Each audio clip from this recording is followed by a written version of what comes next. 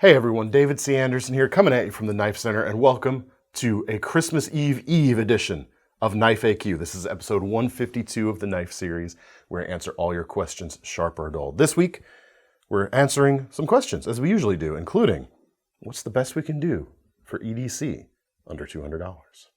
Let's get into it.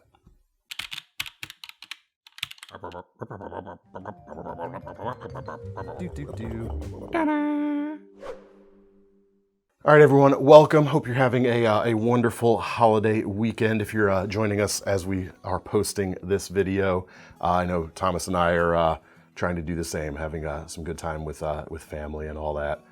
Is that who I was supposed to hang out with? All right, so I'm going to be trying to do that, and I wish the same for everyone else out there as well. And I would wish the same for you. So I will. If you're new to this series, what happens is we pull questions from the comments section below these videos. So if you have a question and you want it to be considered for a future episode, it's real simple. Just drop it in that comments section down below. First question today comes from Barad Bagheri. If you had $200, which one would you choose? A collection of knives or a single knife?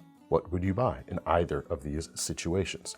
All right, so I would say it's probably hard to start a real collection, or at least any kind of real representative collection with just $200 nowadays. You could get, you get a handful of knives, certainly. Maybe we'll explore that a little more in depth in a future episode. But what I would do if I had $200 to spend and I needed a knife, let's say I all my knives were stolen or lost in a house fire because I have way more than would last a lifetime currently anymore. But what if I'm approaching this from sort of a starting point. You need these tools for your everyday carry, or I'm going to apply it to an everyday carry scenario anyway, as opposed to like a camping or like a tactical use scenario, combat scenario, whatever. If I had the $200, what would I do?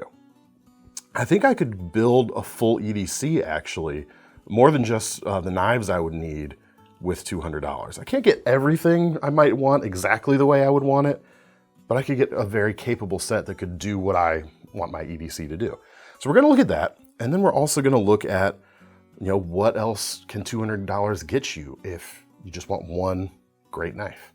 So let's start with the EDC. For me, I need four primary things, apart from your phone, your wallet, all that stuff, your EDC implements or tools. I need a one-hand locking pocket knife. I want a complementary multi-tool that will, add the little screwdrivers and bits and bobs that I would like to have day to day. I need a flashlight and I need a pen. So that's what we're gonna do. And I'm gonna leave the locking knife to last in this because that's the way I went about building this. I picked the other items out as best as I could get, or at least meeting my minimum levels of what I wanted for the least amount of money. And then with the money I had left in the $200 budget, that's what allowed me to pick what I could for the main blade. Starting with the multi-tool, Leatherman curl would be pretty good for me. Everybody's EDC needs are of course different, but this one fits what I need. Price on it is about $90 right now, so definitely taking up the lion's share of the $200 budget. You've got one-hand locking 420 HC blade, which is quite nice. You've got on the other side a file, diamond on one side, crosscut on the other, and even the single-toothed file on the edge. And those tools are basically the same, or two of the same ones you get on the Leatherman Wave, and there's no tools on the opposite side where the Wave would have more tools. And this is kind of, the curl anyway, like the baby wave. It's a little curl of water. Maybe that's why they named it that. More like a ripple? No, that's a CRKT, right? Ken Anita Design, the ripple. Something was called a riffle. I'm pretty sure there was a ripple too. Picture right here if there was. Before I get to the inside tools, it is helpful to kind of think of this as a baby wave. It's a little shrunken down. The inside tools don't lock, but the outside ones do. And it's more nimble in a way that surprised me when I first started picking these multi-tools up, because the Wave, my oldest, most well-used multi-tool is a Leatherman Wave. It's not something I hugely enjoy carrying every day because it is a little bulky, a little less nimble. But curl kind of fixes some of those things, which is quite nice. Let's check out the inside, shall we? We've got, standard style of Leatherman plier, same as you get on the Wave. Needle nose, nuts and bolts section there, and then hard and soft wire cutters on the base of it. Non-replaceable in this case, but they work quite well. On the inside, we have got on one of the arms, the combination can opener / wire stripper, and this also does work as a bottle opener. You've also got, and this is the main reason why I went with this over the Leatherman Wingman, which was another option. Could have saved me 20 bucks there, but the replaceable bit system that this curl unlocks is just awesome. It uses Leatherman's flat bits, comes with a Phillips and flathead combination right out of the box. You can expand these things, you can get extenders that will also allow you to use standard size bits. It's just so nice of a feature to have. And then on the other side, we have a flathead / pry bar. We have an awl with a nice sharpened edge, and you have a small pair of capable scissors. This really does, the awl even is superfluous. Everything else though is stuff I like to have on my everyday carry multi-tool of whatever stripe I happen to be carrying. So this does it really, really nicely. Comes with a belt sheath if you want to carry it that way. Also comes with a pocket clip. For the flashlight, I want a rechargeable LED system. And for me, the i5R from Olight is where I would settle right now, given the budget constraints here. It's about 36 bucks, 350 max lumens, so it's not super bright, but it's certainly bright enough for most of my everyday style of needs. If I need more, that's outside the scope of EDC, typically, for me anyway. But the two features I like to have are tail standing, which this one actually doesn't have. I like the ability to turn it on, pop it on a table, and let it illuminate the room that way. You don't get this on the i5R, unfortunately, but you do get the feature that is even more important for me, and that is this style of clip right here that allows you to use it as an impromptu headlight if you pop it to the brim of your hat, which, I'm a little thinner up here nowadays, so I'm pretty much always wearing a hat as well. So that is something that is a big consideration for me. This does it. 350 max lumens, you've got a few different light levels, and to recharge it, you don't even need proprietary hardware like most of Olight's magnetic system stuff. You've got a battery with a USB-C charging port built right in, so that is quite cool. For the pen that I carry every day, pretty much the one must-have feature is it's got to be a bolt action. The reason being, I like the convenience of a clicky top pen, but I carry my everyday carry pen in my left pocket, sticking out, and it's easy for a clicky top to accidentally click and get ink all over the inside of your pocket. So the bolt action allows that same convenience. I don't have to deal with a cap or anything like that, but it's way less likely to come undone. This one right here, I had to go with the budgetiest option we offer on the site. This is the Olight O-Pen Mini, coming in at 13 bucks. If I'd gone to kind of like the next tier up of stuff we carry, I would have been left with very little for the everyday carry pocket knife. So I went with this, which is not to say it's necessarily a sacrifice in terms of quality. It's just a little bit shorter than my slightly larger than average hands typically use, but it works quite well. The bolt action is nice and reachable, deploys the blade. There's kind of just enough here to write with, as long as you're not doing long writing sessions. And to be fair, with my everyday carry pen, I'm not doing typically long writing sessions anyway. It's for jotting some notes down here or there, filling out receipts, that sort of thing. And this is going to do a pretty good job there. So the price on those three items, at least as they exist right now on the KnifeCenter, is like $138.89. So I've got just over 60 bucks to play with for the everyday carry folder. And I had to go with one of my, if not my absolute favorite locking mechanism, the crossbar lock. The Real Steel Sacra, this KnifeCenter exclusive version, comes in $59.95 right now, which brings the total to $198.84. That's pretty good. It's a compact knife, folds up very small in the pocket, and yet it's still a large enough blade. 3¼ inches, K110 steel, which is Bowler's name brand version of D2, very high quality stuff. Black coating, which is not my my typical preference. I much prefer like a stone washed or a satin blade, but our exclusive happens to be a little bit less expensive than the versions of the Sacra that do come with a satin blade. So I'll have to deal with that sacrifice right there in that case. Folded steel frame, which is nice and stable. No, back spacers or anything that come loose over time. Really solid foundation on this knife. It should last very nicely. Deep carry pocket clip, which is reversible. Doesn't matter for me since I'm carrying it in the right hand, in the right pocket anyway, but lefties will certainly appreciate it. Everything else, pure ambidextrous bliss as well, and just excellent action. And a great blade shape for eye everyday carry needs as well. All right, let's say you're just wanting to buy, what is the goodest knife you can get for about 200 bucks. And again, for the purposes of this exercise, I'm considering it like I'm gonna have one knife. So it's got to cover a broad range of things. Size-wise, I want something in like a 3 to 3.5 inch range, maybe 3 1/4 even to 3.5 inch range. I don't want something too big that's going to be out of place or feel like it's too much for many or some situations at the very least. Which unfortunately rules out the Benchmade Presidio 2, which is a knife that's one of my most carried EDCs in the rotation, but it is fairly large. So let's look at what else is out there. I'm going to go with another lock like a crossbar lock, whether I wind up with a crossbar lock ultimately or not, but something that is able to be easily used, flicking the blade open and closed just like that, and also keeping my fingers out of the path of the blade when it closes. I appreciate that sort of thing, not that it's a certainly requirement. But before I do that, I do want to take this opportunity to show one knife that was released this past year that I am quite fond of. I think this is an excellent design, but it didn't quite make the best of the year video we did earlier in the week. So this is an opportunity to talk about it. And it's about $189 too. 2.5 inch M390 blade, O-stop Hell design. And you can get more knife for the money in this price range, certainly, but the quality of it is excellent. I like the materials. I just like the shape as a small knife. You've got some kick up to the angle of the blade there, which is going to give you knuckle clearance if you're getting real close to whatever you're cutting.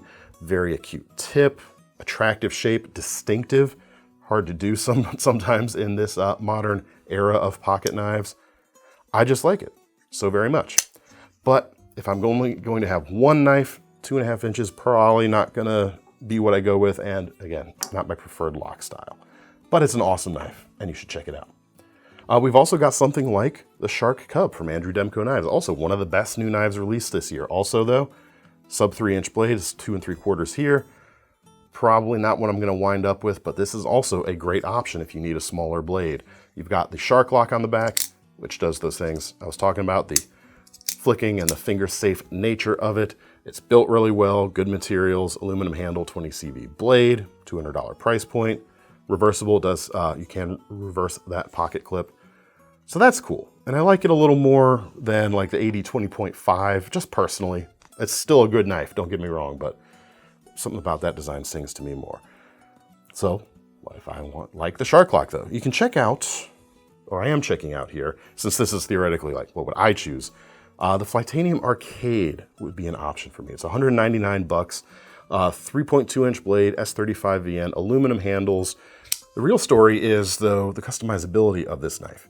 Flytanium, is known, or really is primarily a replacement parts company that gives you parts to accessorize or customize your knives. And the inlays here are switchy uppable. Some of the hardware they sell replacement sets for. In fact, they even come, in addition to the yellow G10 here, there's a black G10 set in the package that comes with this.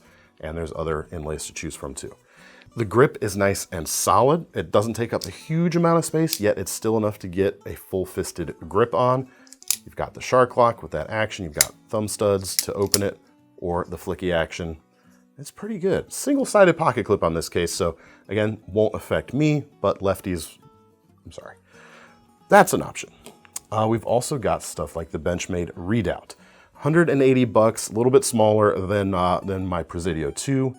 3.5 inch blade CPM D2, which is a powder metal version of your Garden Variety D2, which edge retention should be pretty similar, but way more tough, which is nice. Great geometry on this blade too. High flat grind, thin enough. It's going to be a great slicer, but still plenty durable for most, everyday carry uses. As long as you're not like, whacking on this or need to rely on it in a heavy duty tactical situation. I don't even know if I'd go that far. It should be pretty durable for most uses, I would say. It's not a combat knife. We'll leave it at that. Injection molded handles, separate injection molded piece for the grip here. That does draw back a little bit. I think you get a lot of texture underneath the pocket clip there. It might be a little rough on the pockets over time, but nice neutrality to the handle. Lots of different grips will work, lots of different hand sizes. Crossbar lock, access lock goodness right there. Feels great right out of the box. So that's an option.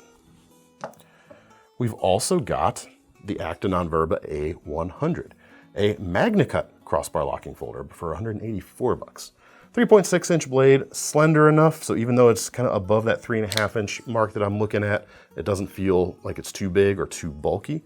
MagnaCut, excellent performance option right now because it does pretty much everything very well. It's an extremely well-rounded high-performance steel.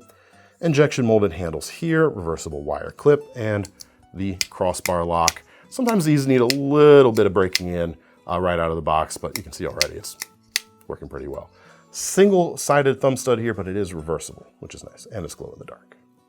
All right, how about the SIG K320 aluminum handled versions? There are injection molded handled versions for considerably less, but this one right here with the aluminum and the G10 inlays, 198 bucks. 3.5-inch S30V blade, excellent drop point shape, high flat grind, slicey enough, durable enough. I like especially these aluminum handled versions. They feel a little more full in the hand compared to the injection molded versions. A little heavier as a result, of course, but not terrible. It's about 5.1 ounces. Reversible clip, crossbar lock, smooth, buttery smooth crossbar lock action, just truly excellent. Lots of different hand grip positions work on this knife as well. You can choke up for finer work. You can reach back when you don't need to be quite up as close and personal on the work you're doing. All right, the James brand Carter XL. Actually, design-wise, hits a lot of the points I like here too. 169 bucks, 3.3 inches, VG10 for the blade steel, which kind of falls short of some of the rest of the competition in this price range in terms of its premium perception and of course its edge retention as well. The G10 handles here, nice and clean. Just the fasteners here at the back, very artfully and tastefully done. We've got contouring to the handles, very good neutral feel in the hand, very graceful blade shape, excellent action there. Graceful when closed too. I always appreciate the James brand kind of design style. It just works for me. Deep carry pocket clip, reversible. In fact, tail mounted there, it is very deep carry. So there you go, also an option. The SOG Pentagon XR is also an option. This is one of the LTE versions with the G10 handles in this case, and carbon fiber for the liners. You can see it kind of going, crazy in there. It keeps the weight down for the size, 3.2 ounces for a 3.61 inch blade. So again, creeping a little longer, but the blade geometry here is oh so nice. The back edge is not sharpened except for just a little tiny section here right at the tip. It does have that, but this section here at the back basically relieves a lot of excess drag from the spine area, acts as a huge swedge, and this is a great shape for everyday carry, just a simple spear point that works well for tactical stuff too, of course. Price on this is about $168 right now. The action, there you go, works quite nice. Flipper tab works quite nice too. As far as the feel of that action, it definitely doesn't feel as premium as some of the more like quote unquote stable or the metal linered knives here. Yeah, it just has a little bit more of like a hollow ring to it than a resounding like clack. But it is certainly going to be, should anyway, stand up to the rigors of EDC usage. All right, those have all been crossbar locks except for the arcade at the beginning. Let's look at the Manix XL, or sorry, the Manix 2, lightweight in this case, but G10 versions are also available. From Spyderco, this one is $182 for the S110V version. If I'm going for edge retention for that $200 price point, this would be right up there. Easily the best on the table here in terms of how long that edge will last. Truly exceptional stuff. 182 bucks if I didn't mention that on this one already. Bi-directional texturing on the injection molded handles gives you tons of grip in every direction. You've got a wire clip, not deep carry in this case, but that doesn't bother me particularly. That's not a deal breaker for sure. And the ball bearing lock. You've got a caged ball bearing inside or in between these pull tabs essentially, but it operates just like a crossbar lock. You pull that back, you can flick it open or closed. Excellent edge geometry on the Spyderco's blades like this. Should work quite well. No complaints there. Full grip, you can get even closer thanks to the choil. And then we gotta mention the Paramilitary 2. Classic in this price range. $185 for the base versions, 3.4 inches on the blade, S45VN on these. So definitely for, round about the same money as the Manix 2 XL, or sorry, I keep saying it's the XL, Manix 2 Lightweight. You're definitely gonna get way more edge retention out of the lightweight Manix, but it's not gonna feel as solid, as stable as the G10 version. Compression lock on the back works great. There you go. You can flick the blade open with your fingers quite easily. 4-position pocket clip, that's always a nice thing. Tons of aftermarket support either. That is a consideration. If this is gonna be like the one knife you got, the fact that you can, play with it, tweak it, add stuff to it later if you want, that's certainly something to consider. All right, so I've described a lot of knives. Now to the meat of the question, what would I actually choose? Well, I can easily eliminate a lot of these because all of them are good. So it really comes down a lot to just feel in the hand combined with personal preference and how those intersect the best for you. I don't particularly care for coated blades. I like a more plain, satin or stonewash blade. I mentioned that earlier. So several of these are out. Sorry, Benchmade. Sorry, Acta Non Verba. Sorry, Hogue Slig. That one especially hurts because I really like that knife. Bye-bye SOG as well. Don't worry, Thomas. I'll put those back in order so you can film your stuff. Yeah, because I don't remember what they are. So we're down to 4. Let's get back down to preferences. So I know I just said the ability to do lots of cool extra stuff to the Paramilitary 2 is an option. But for me, I think the drop point nature of the other blades is going to win for me. And I should say there are some aftermarket support stuff for the Manix series, especially if you get the G10 versions. You won't be able to get the exotic steel like the S110V in the price range. You get S30V instead for the standard G10 versions. So, the Paramilitary 2 is out. Between the 3 that are left, we've got the Arcade, we've got the Carter XL, and the Manix 2 not XL. As much as I love the design of the James brand, I think the ability to have the more premium blade steels in this category is going to leave it down to these 2.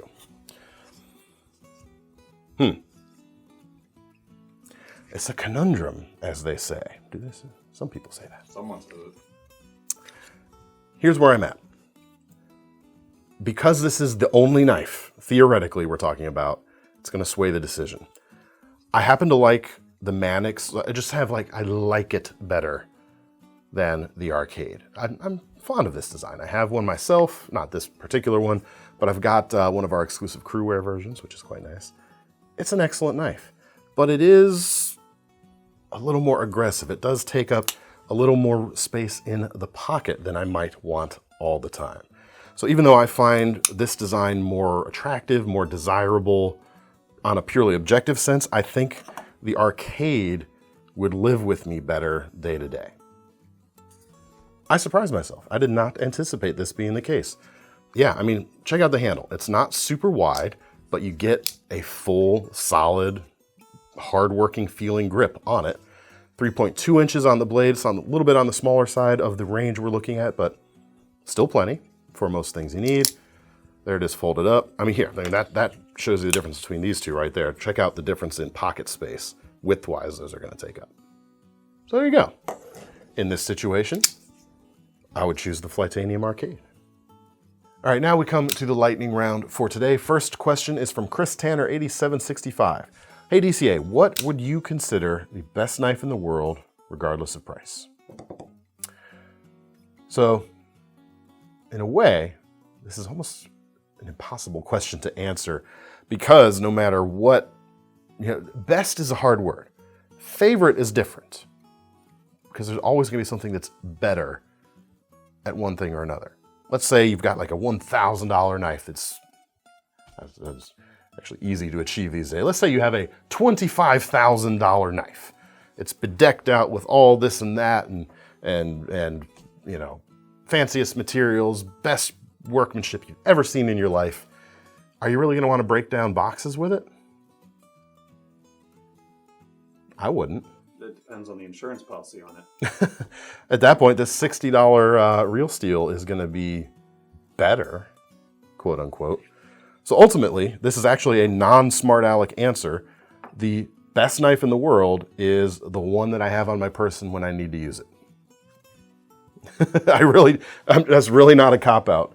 And if you're asking what's my favorite knife in the world, regardless of price, that's a hard one to answer to, and one I haven't actually thought about. So, although I have said in many cases, and this actually probably still holds true, my favorite knife that I own is my big Chris Cook's knife. Custom that he made for me several years ago, and I love it. Next up, David Pape 9179. Hey DCA, knife do you recommend for slicing the roast beef on Christmas Day? Yes, I do recommend knife for slicing the roast beef on Christmas Day. It's easier than a spoon. But if you cook it like low and slow, if it's like something, that wouldn't be roast beef. You know, some other meats perhaps. Just a slow roast beef. To answer your question without being a smart aleck this time, a slicing knife would be ideal. And in fact, if you have something special for special occasions such as this Lamson, what is the name of this one? The 10-inch fire-forged slicing knife, American made, $192. Kira handles, looks great, and feels like a special occasion when you break this bad boy out. Do you need this? No. You know, your 8-inch chef knife or whatever else your primary knife like that is in the kitchen will probably do just fine, but it won't feel as special. But that's not what you asked, so there you go. I think he was just baiting me to answer carcass splitter. We did that last week. We did that last week, so we can't do it right away. But he did have another question, which I'm also going to feature right now in our most serious question. It's our last question of the day, which is, of course, our most serious question of the day. From David Pape 9179. Hey DCA and Thomas too. I am looking for a steel that I will absolutely never, not in 1,000 years, ever have to sharpen. What do you recommend? A knife you never use? T5 MOV is my answer, because that is the steel on this Fox Cebola del Sommelier Champagne Saber. You will never, ever need to sharpen this knife. Blade. Steel. Because it's not sharp in the first place. It's just made for popping the champagne bottles, which is a heck of a lot of fun. And with New Year's right around the corner, could be an opportune time to pick one of these up. Well, that is all. Practice first. Yes. Or don't. Could be fun either way. Be safe in any case, no matter what you're doing. That is all we have for this Christmas weekend. Next weekend, of course, is New Year's weekend. We will still have an episode next week as well. Thanks, everyone, for another great year. Thanks for sticking around. Thanks for all your questions.